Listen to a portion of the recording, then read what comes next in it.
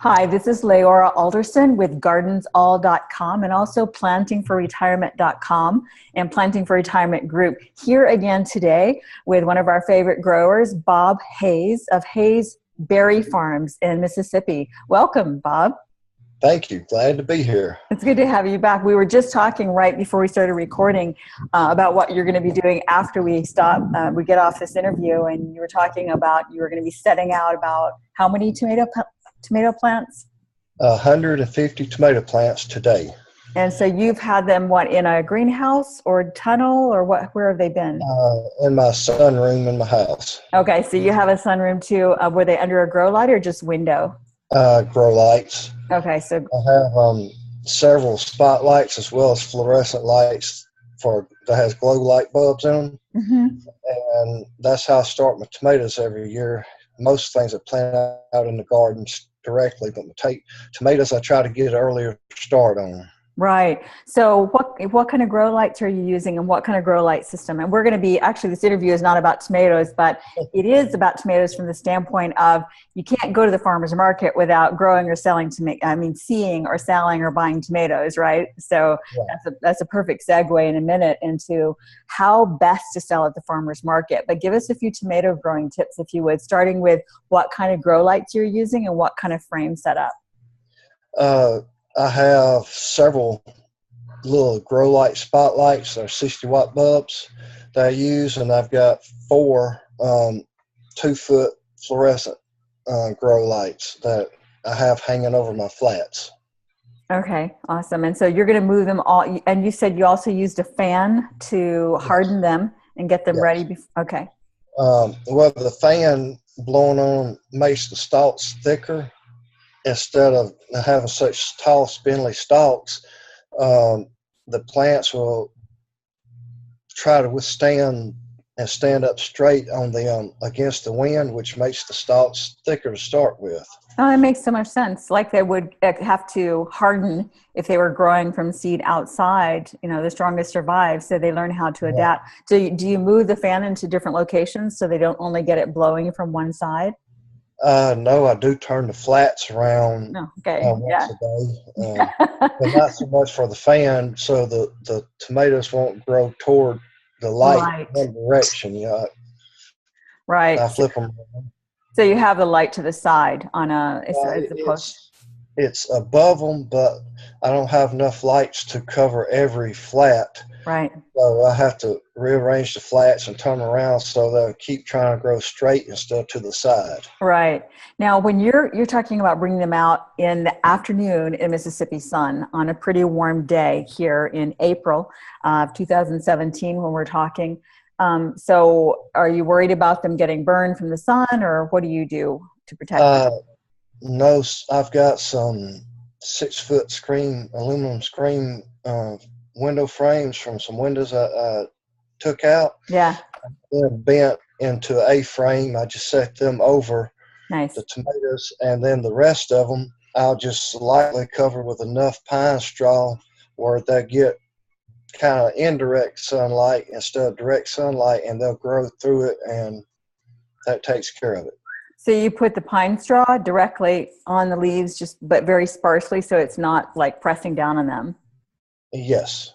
Great. Okay. And we have some old screens around here as well, and it's amazing how well the screen diffuses and blocks out some of the sunlight while still letting enough in. Exactly. Yeah, excellent. Okay, cool. Well, so you're going to be selling a lot of tomatoes at the farmer's market this year. And you had, last time we talked, or at least last time you were doing farmer's market, you had about 19 different markets that you were going to sell. In fact, not you personally, but you were having your people, your helpers, your workers disseminate to 19 different markets, with all the produce and berries and things from your farm. So is that what you're doing this year? Are you going to do all 19, or what's the story?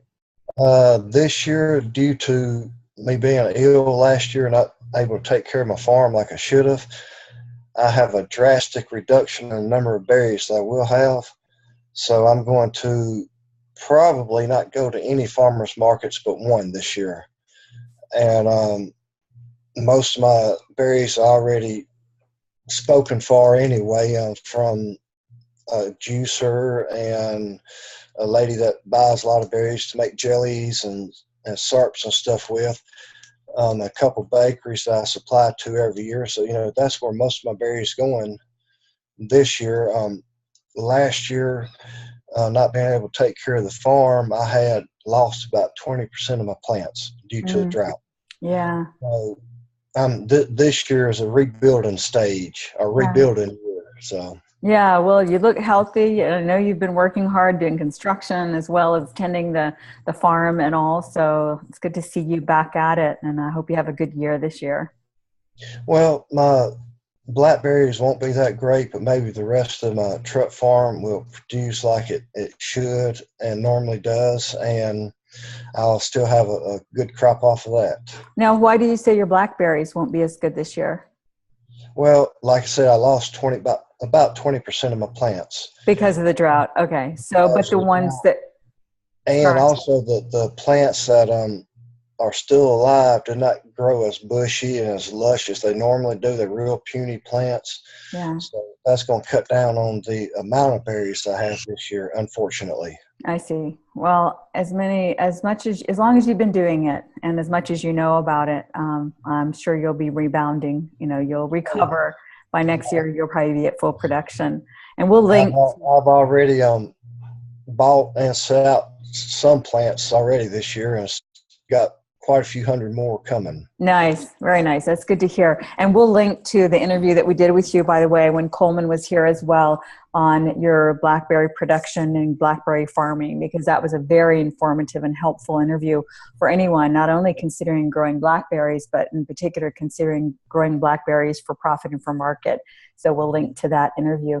For now, let's get into your tips, because you have some very creative ways that you end up being one of the most profitable booths at the market and selling more blackberries, for instance, than the surrounding booths around you. So get into some of your top tips for selling more at the farmer's market. Well, first thing is how you interact with people. I don't know if you ever go to farmers markets very much. Yeah.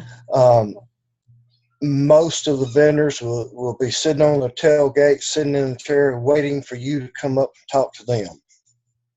That right there unconsciously lets a lot of people know that you're really not interested in their business. Mm-hmm.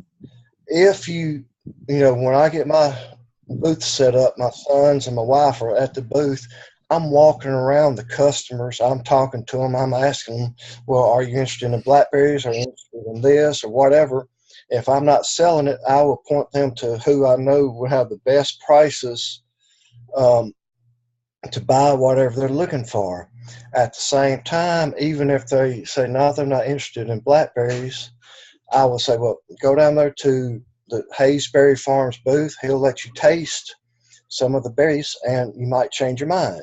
Mm-hmm. Now, not all markets will allow you to give out samples of your berries or other products that you're selling. Mm-hmm. Some do.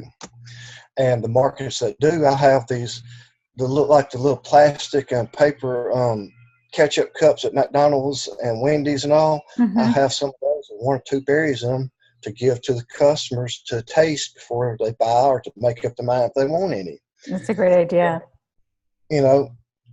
So I'm already suggestive selling to them before they even walk by my booth. Yeah. So let me just interrupt for a second, because at first I thought you were talking about interacting with them from your booth, and I'm sure you're talking about that as well. But then when you said you were referring them to go to Hayes Berry Farms booth, it sounds like what you're also doing is walking around through the market. Yes, I'm intermingling with the customers. Okay. Just like somebody that's trying to be helpful to guide them where they need to go without having to walk the whole market. And that's one of the things they will remember about me. Even if they don't buy berries that time, more than likely they will later on, because they remember me being helpful and all that, which gives me an edge over the other blackberry growers and sellers at those markets. Yeah, nice.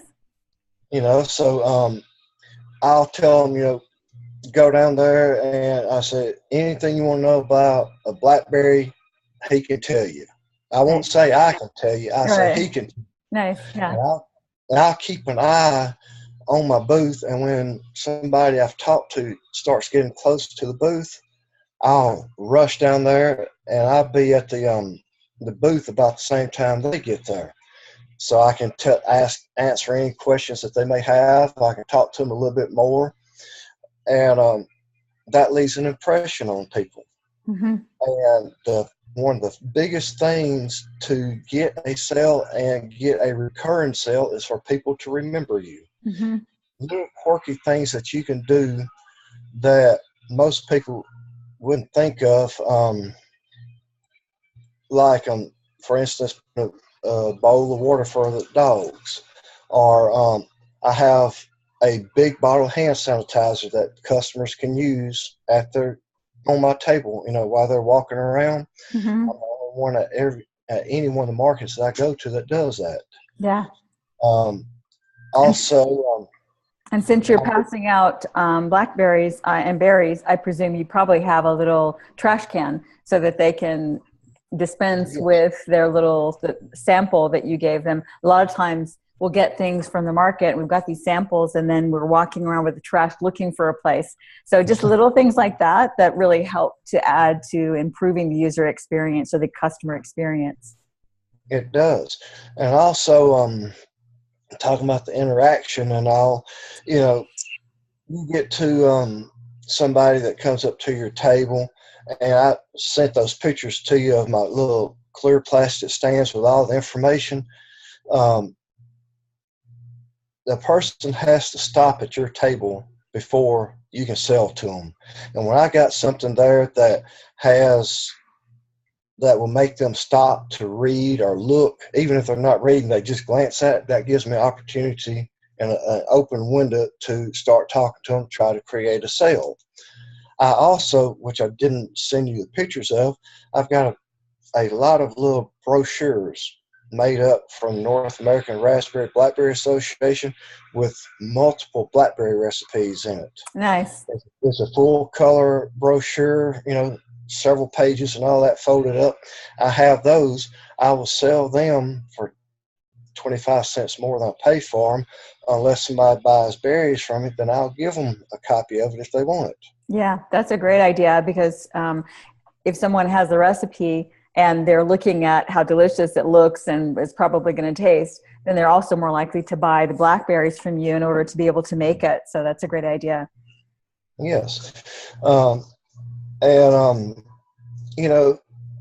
Again, not every farmer's market you go to will let you give out samples to taste. Right. Some states won't allow it. Some states do. Some farmers markets that in the states that do allow it won't allow it. So, you have to learn what the rules are where you're at on that. But then, when you have as many different varieties of blackberries that I do, and it's hard to get a cut of mind just by looking at the berries, which ones they want to buy. Because they can't comprehend, well, this blackberry may be sweeter than that blackberry, but may not have as good a flavor as the third blackberry. So, and me tell them, well, if you want jellies, this variety is better, or if you want to eat them fresh, that variety is better. They may not fully comprehend why until they can taste each one of the varieties. Right. So do you put little signs on your table with the name of the blackberries and a description of what it's best for? Yes, I do.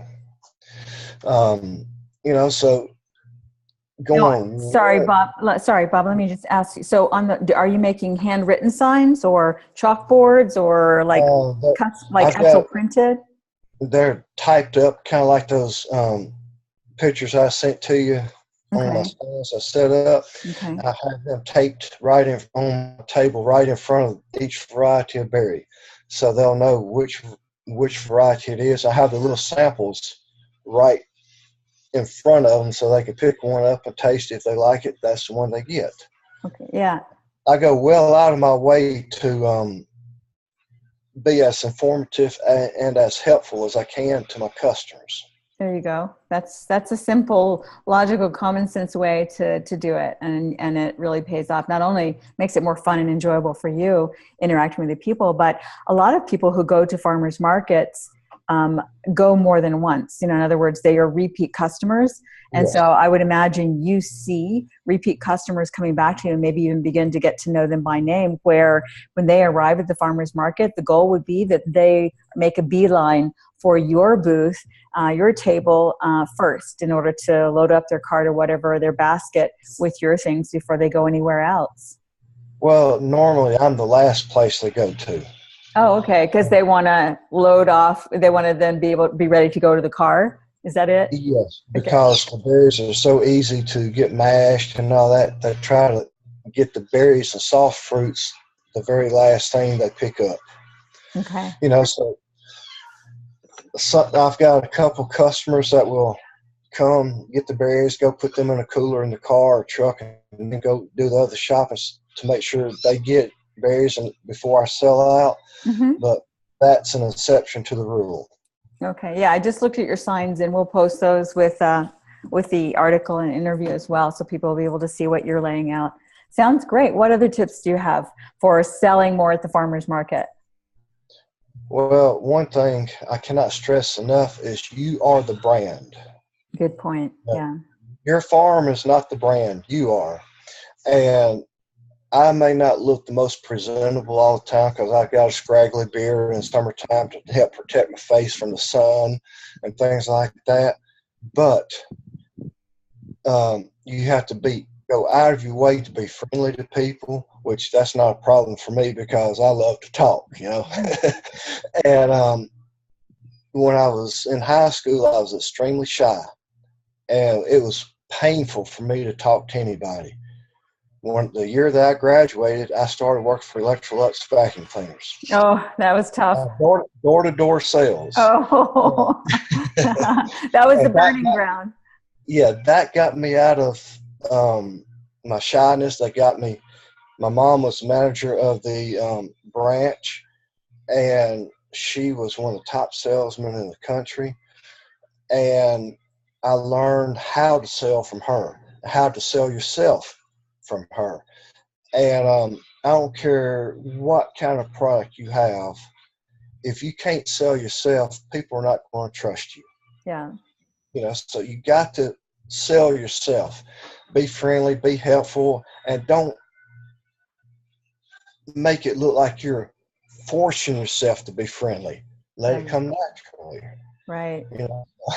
So what other, biggest thing. Yeah, that makes so much sense. I mean, you know, and if you're sitting there reading or texting or not really engaging with the customers, I mean, there are some customers who want to be left alone, but if you're talking to them and they're not very responsive, then you get a sense of that and you leave them alone. But others, you know, a lot of times the experience of going to the farmer's market is also a social experience. Exactly. And they like the engagement. You know, and like I said before, if the potential customer remembers you for any little thing, that gets your foot into the door for making a sale later on and repeated sales, you know. Yeah. So you got to make sure that people remember you. And one of the things that I do, I'm fortunate I have two famous people with the same name that I do. Yeah. And what I do is I say, hey, I'm Robert Hayes.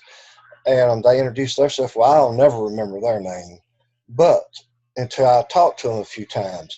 But one of the things I do, I said, are you into movies or are you into sports?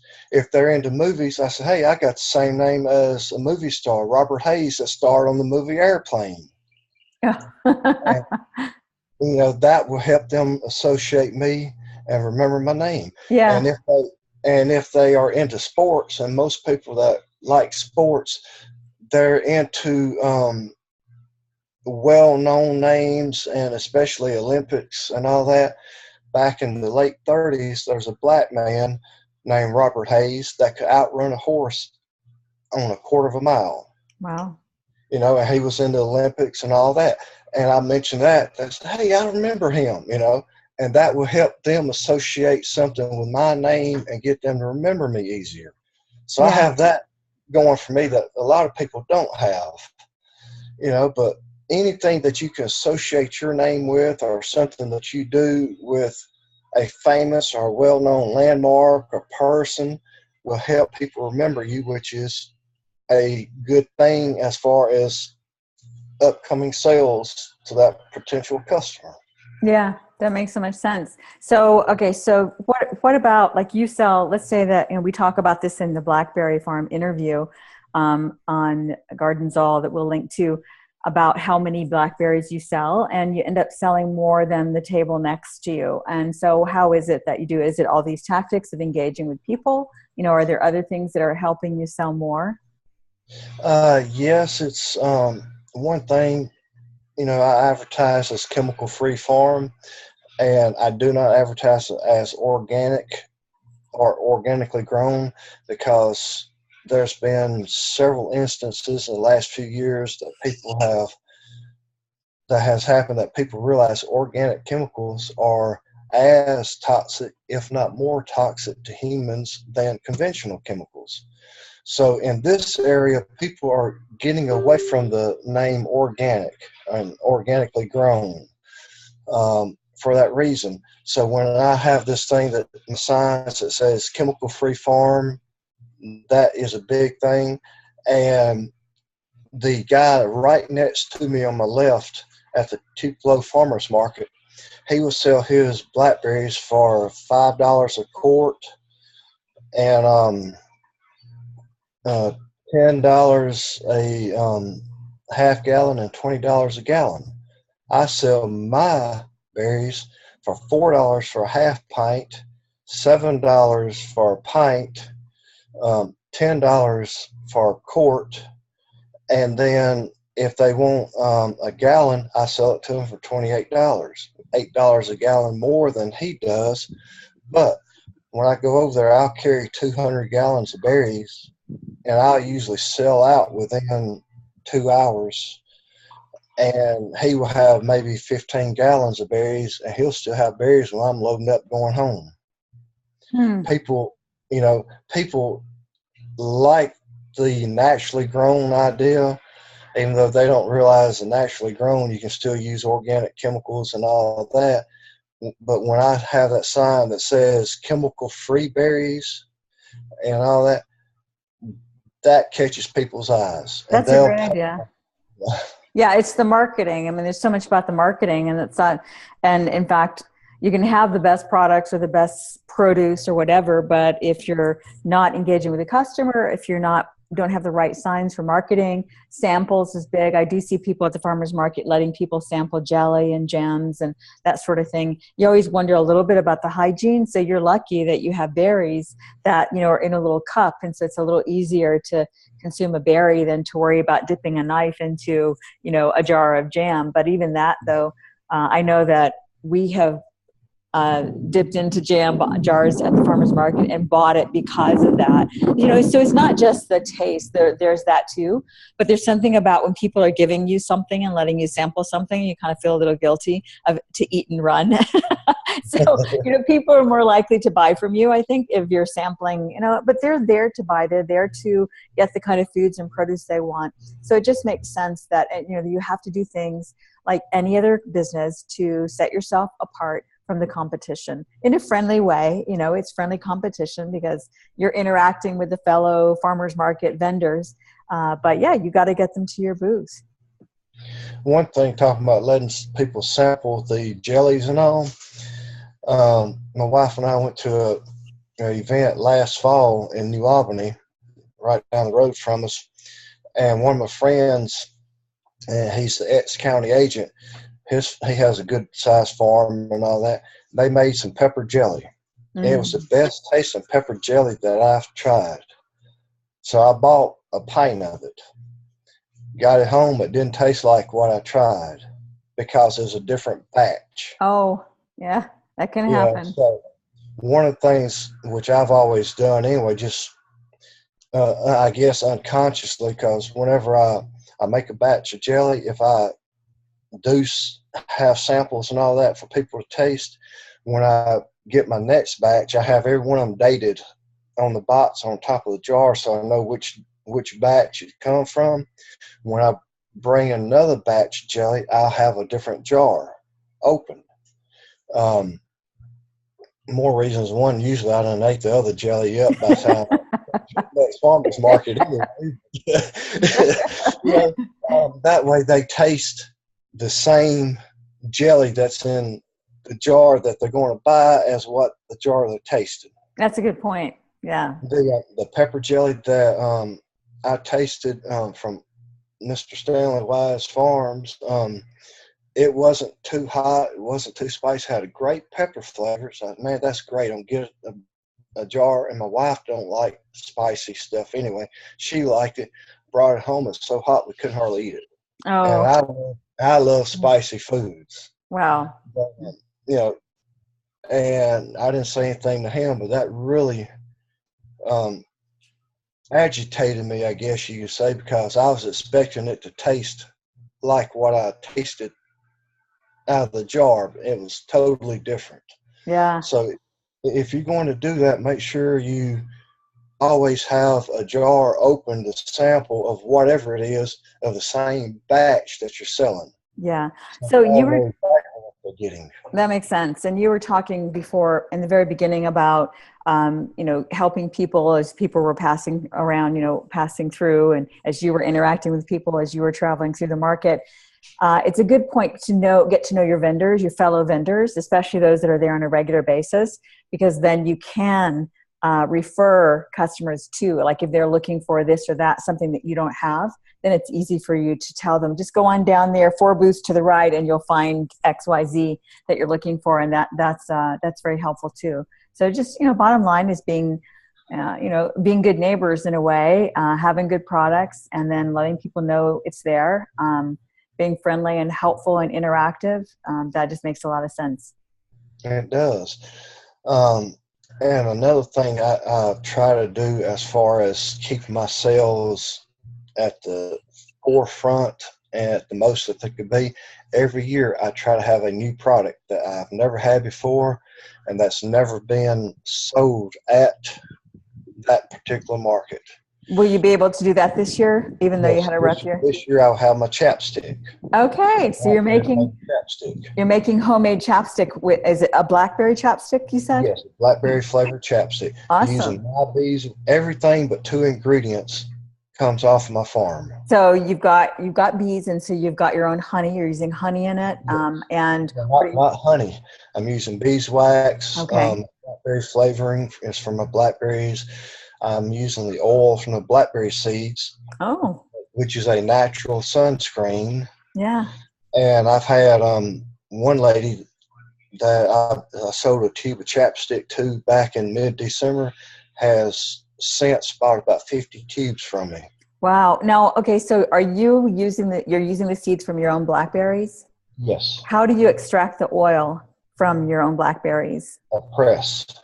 Through a press. And so you press it you separate the juice and the seeds? Yes. I juice the berries because I've got a couple customers that want juice to make the jellies. They don't want to fool with the time and the work of juicing berries before they make it. So I sell the juice to them. I'll have the product. I used to feed the hogs, but I got rid of my hogs, and then I started trying to figure out something else to do with the seeds. When I get enough seeds, I've got a couple nutritional companies that wants to buy, when I say bulk, they want a minimum of 1 ton per shipment of blackberry seeds that they can dry and grind up into vitamin supplements. 1 ton. Wow. How many blackberries would you have to more than I can produce on a good year right now. Yeah. Wow. That would be a lot. So that sounds fantastic. So you're going to have your chapstick this year. And do you also sell jams and jellies? We talked about this, but I don't remember what you said. I do. Okay. So, about 4 or 5 years ago, I started growing the purple potatoes, Irish potatoes, and the gold. I was already raising the red ones, and it just an idea popped in my mind when I was digging them up about 3 weeks before 4th of July. Had different colors in the wheelbarrow, And I said, no, that looks like it could be red, white, and blue. And because I was going to be selling them at the farmers markets, and that idea just clicked in my head, sell little quart containers of mixed up colors for a patriotic potato salad. Nice. Yeah. I sold out I'm the only one that raises and sells the purple potatoes. Yeah. Even though several other vendors around there have seen how well and how fast I sell out each time I bring them, they don't want to fool with the purple potatoes for some reason. They'll have the gold reds, but they don't want to fool with the purples. I don't know why I like them. We really like them, and they tend to be a lot more expensive, at least like at Whole Foods and Harris Teeter in our local area where we buy them, because they're kind of a specialty item, and it takes the same amount of space to grow a purple potato. But you can get more for it. It can sell at a higher price because there aren't as many of them. So that's a great idea. So I imagine you might have had a potato salad recipe, or did you have a? Well, here in the South, everybody knows how to make potato salad. No, I was thinking like a special red, white, and blue, patriotic salad. But that might be another new thing you could do. But anyway, that sounds really great. So one of the things that I'm interested in too, and I know that some in our audience is, and that is like, what are the and it's a little bit different than the topic of how best to sell at farmers market, but it still ties in with how to be successful at the farmers market. And that is identifying the most profitable produce that you can sell. So that, because of all the things we could put in our garden and all the things you can bring to market, there are some that can be sold for more, they're more profitable per plant, and then there are some that may be more profitable but actually take up more space to grow. So when you're considering your profitability by the size of the bed and how much space it takes in your garden, those are some things to weigh out. For you, how have you decided which things to focus on selling at the market? Well, blackberries is... Right, that's a given. Yeah, that's a given for you. Yeah. Yeah, for me, around here, every grower, every farmer, every market farmer grows tomatoes. So unless you got very early tomatoes, you can't get a great price for them. The first people that has tomatoes at the farmers markets will get a really good price, and then as other farmers come in, they have to start lowering the prices and all that. I never have to lower the price of my blackberries. Sure. The blueberries, the blueberry market is flooded to the point that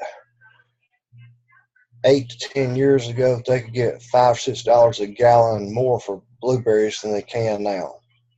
Hey, Robert, sorry to interrupt you, but there's like television or radio sound in the background. Yeah, my son may have turned the TV on. Let me, can we pause this for a second? I'll go. Yeah, I can do that. I think I can do that. Okay. Sometimes TV will go up on its own.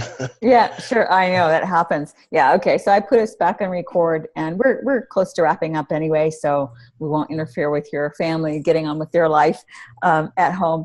But so you do sell tomatoes because you're growing them. But how about selling tomato seedlings and plant? Sometimes the plants can produce more. Is that something that you have done? Repeat that again. Sorry. Selling tomato plants versus tomatoes early in the season. Well, I will sell some of any of my produce that I'm growing in plants, especially on my roadside farm market here at the farm. I'll have plants and things for people to buy and set out to increase what I'm selling. But we have 2 or 3 growers. That's all they sell is plants at most of the markets, because most of the growers will go to the same markets that I go to. And I don't want to take up my booth space and my farm space having a bunch of plants that I brought over there and taking out my truck space for my berries and other produce that I'm trying to sell, True. I will have fresh blackberry leaves to sell to Yeah. chefs. Yeah. I think I mentioned that to you before. Yeah. And then the dried blackberry leaves, I have packaged up for teas, and which I started those in different years to increase what I was selling and still keep it kind of blackberry themed. And because I don't want to be known just as a farmer's market vendor and all that. I want to be known as the blackberry farmer, Mhm. the The blackberry farmer. blackberry primer. Yeah, You definitely. know, and so I don't want to detract too much with too many other things, which, I do sell some tomatoes. And I don't, most growers will have two or three varieties of tomatoes like Butter Boy, Big Boy, Beefsteak. Um, what I grow is like Black Krim, Ace 25, the German greens, the whites, things like that that are heirlooms that other people don't grow. To have something unique like my blackberries, that people think of, well, I want a good slicing tomato. This is an heirloom, and it may not look as pretty as some of the um, hybrids and all, but it has the best taste and all that. Yeah. So Well, it's a good point because, as growers, like most gardeners and farmers are growing everything for themselves. Like they have the tomatoes, they have the squash, they have cucumbers and potatoes and everything.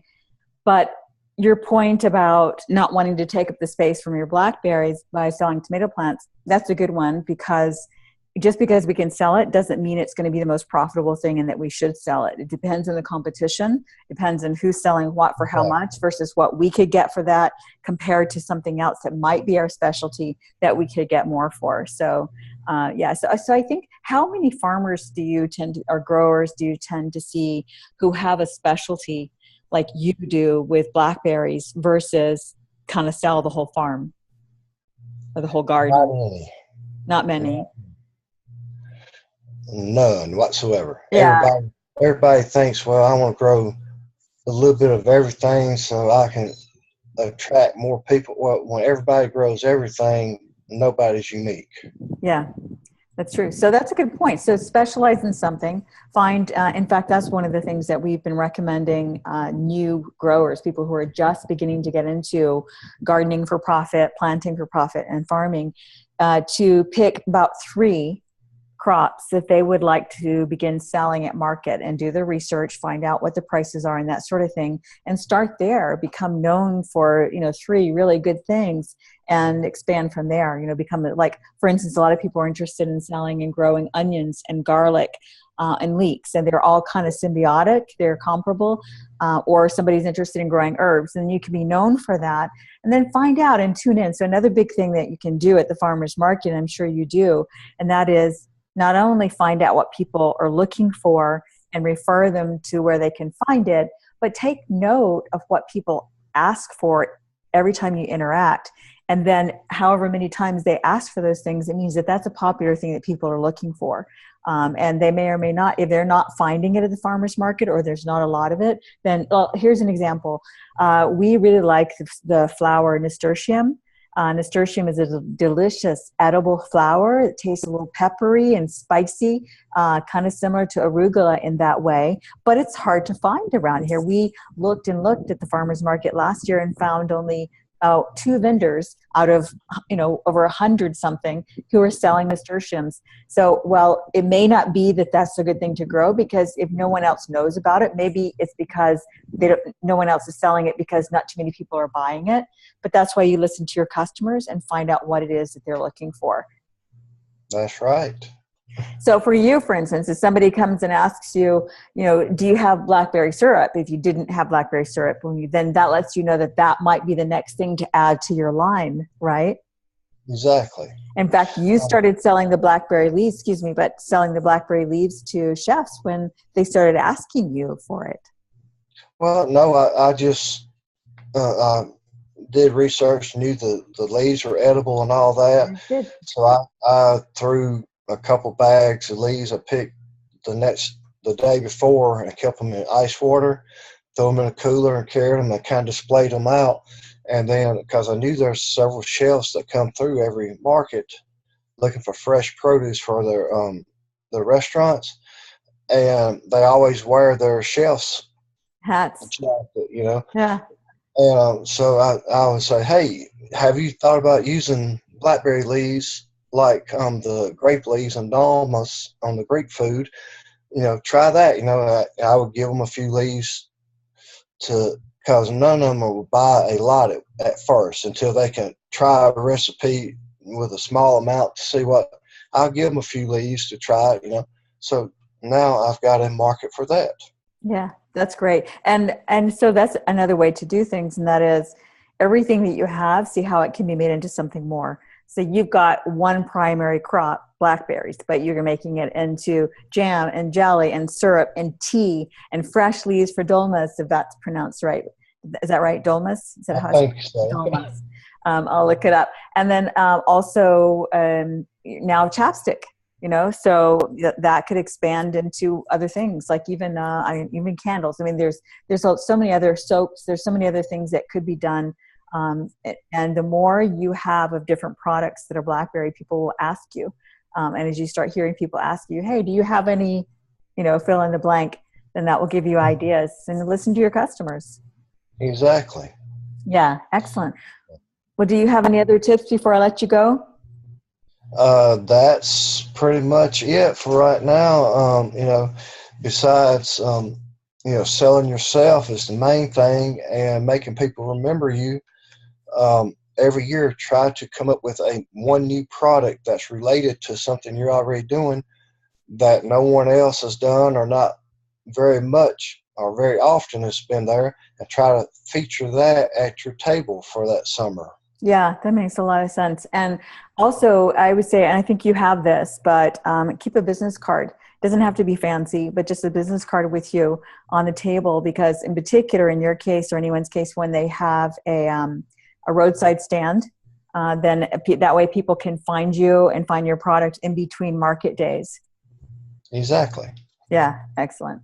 Well, awesome. Oh, by the way, you were, last time we talked or chatted on Facebook and to set up this interview, you were on your way to pick up some more bees. Oh, because that's the other thing you have, blackberry honey, which is amazing.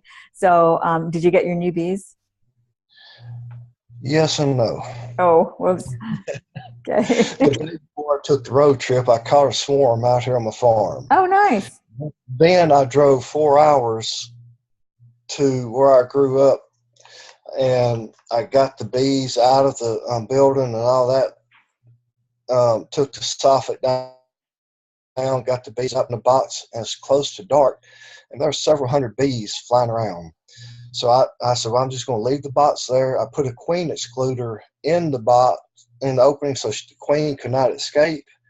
And wherever the queen is, the rest of the bees will go. Well, I left it there thinking that night the rest of the bees would come into the hive with the queen. I get up there right at daylight the next day, close it up, I'll be ready to go. I got up there Saturday morning to get my box of bees, and it was gone. Aww. Oh. So, okay, Wow. that's a 4-hour drive one way. 2.5 hours to extract the bees, about 45 minutes to put the woodwork back, cost and labor of building the hive and the frames and all that, and then somebody steals it. Wow. Well, lesson learned on that one. Gosh, something that we wouldn't even had thought of having to worry about. So good to know. Well, sorry that happened, and I'm glad you got the swarm from your own farm. So at least you got that. All right, Bob, I'll let you go. My wife was handing me a note, Okay, changing that's okay. passwords on some stuff. That's okay. Anyway, like I say, you know, it's just you have to constantly think of what can you do to bring your farmer's market stand or your roadside stand to the next level. Yeah. Without, you know, I raise sugar cane, not to sell, but to give to kids that come to the farm. So I don't have but maybe 100-foot row of sugar cane total that I grow every year just for that. The talking about the honey, this year I'm going to be creating a new line of honeys. I'll have a mint flavor honey and a pepper flavor honey for meat glazes. Nice. Um, I also have been selling blackberry jellies and syrups to a meat smoker south of Memphis that all he does is caters smoked meats all over the north part of the Mississippi and Memphis and all that. And he's been using my blackberry jellies and all for meat glazes. Mm. And to give a really good sweet flavor on the meat. Well, now I mentioned to him, I've read somewhere about out in Oregon or state of Washington, somebody has some hot honey. I said, look, would you be interested in me making several flavors of honey, like a mint, a pepper, and something else to infuse into the honey for your meat glazes? He was all for it, man. Yeah, when can you have it ready? Well, Yeah. it won't be till mid-June anyway. That's when I harvest my honey. Yeah. And then I'm also going to start creating 2 flavors of barbecue sauce. One would be a blackberry honey, and one would just be a blackberry flavored barbecue sauce. Nice. So everything I'm doing is centering around my blackberry farm. You say the mint and pepper flavored honey. Well, the honey's from the bees that's pollinating the farm. Yeah. Yeah. So everything is around that blackberry nucleus. Yeah, you start at the nucleus of the idea or the focus that you want to do, and everything grows from there. Just like the way gardening is. We have our garden plan, and next thing I know, I look out, my husband's got another row on the outside of the garden, another row on this side and that side. So similarly, we're like nature. We do, when you get into it, you can just keep growing and expanding ideas and opportunities. They basically never end. So it's great that you're doing that. It's great that you're expanding your options and your offerings, because the thing about those jams and syrups and things too, they also serve off season. Like you can can them and they can last on the shelf a bit, which helps carry over some cash flow in the winter season. Another thing that I was planning on doing last year until I got ill and couldn't do it, I had talked to a canning Hillside Orchards in Atlanta, Georgia.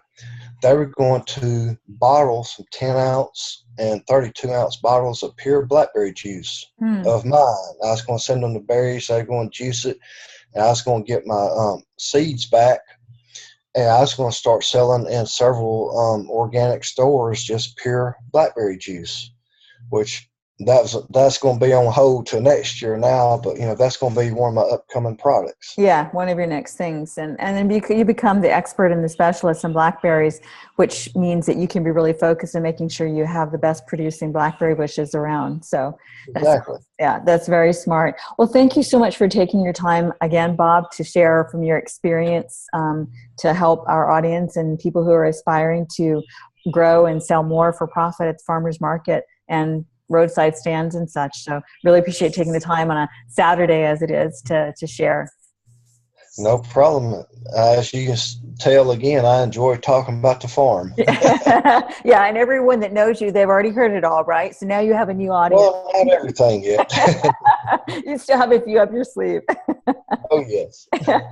Okay, Bob. Well, you have a great Saturday, and thanks so much. You're welcome. Okay, bye-bye. Bye.